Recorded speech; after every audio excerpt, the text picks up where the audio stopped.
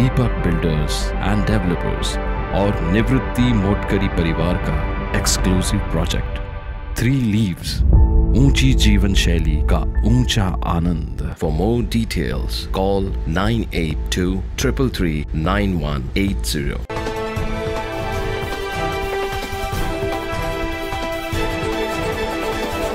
संभाजीराजे भोसले यांच्या विरोधात अपशब्द वापरून वक्तव्य केल्यानं राष्ट्रवादी शरद पवार गटाचे आमदार जितेंद्र आव्हाड यांचा स्वराज्य पक्षाच्या वतीनं आज नाशिकमध्ये जाहीर निषेध करण्यात आला। संभाजी महाराज की जय, छत्रपति शिवाजी महाराज की जय, छत्रपति संभाजी महाराज की जय, छत्रपति संभाजी राजे तुम आगे बढ़ो, हम तुम्हारे साथ हैं, छत्रपति संभाजी राजे तुम आगे बढ़ो, हम तुम्हारे साथ हैं। स्वराज्य पक्षाचे नाशिक जिल्हाध्यक्ष रुपेश नाठे यांच्या उपस्थितीत नाशिक शहरातून असंख्य कार्यकर्ते राष्ट्रवादी शरद पवार गटाचे आमदार जितेंद्र आव्हाड यांच्या ठाण्यातील निवासस्थानी या ठिकाणी देखील आंदोलन करणारे अशी माहिती स्वराज्य पक्ष नाशिकचे जिल्हाध्यक्ष रुपेश नाठे यांनी दिली आहे। आपल्याला सर्वांना कल्पना आहे, गेल्या काही दिवसांपूर्वी छत्रपती संभाजीराजे यांच्या नेतृत्वामध्ये विशालगडावरच्या अतिक्रमण हटवा मोहीम पार पडली।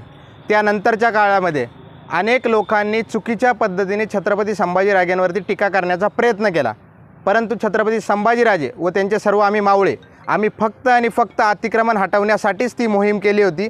आम्ही कुठल्याही पद्धतीचं धर्माचं राजकारण करत नाही हे त्याही वेळेस लोकांच्या लक्षात आलं होतं। परंतु काल जितेंद्र आव्हाड यांनी अतिशय खालच्या पातळीवर जाऊन छत्रपती संभाजीराजेंविषयी वक्तव्य केलं आहे।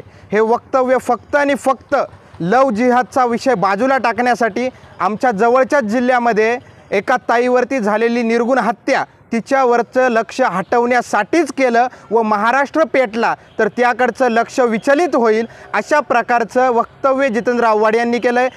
यावेळी स्वराज्य पक्षाकडून राष्ट्रवादी शरद पवार गटाचे माजी मंत्री आमदार जितेंद्र आव्हाड यांचे भावपूर्ण श्रद्धांजलीचे फलक वापरून जोरदार घोषणाबाजी करण्यात आली आणि निषेध व्यक्त करण्यात आला।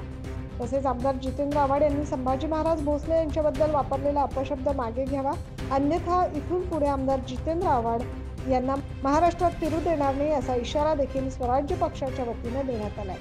9 न्यूज महाराष्ट्रासाठी प्रतिनिधी अमर सोळंके।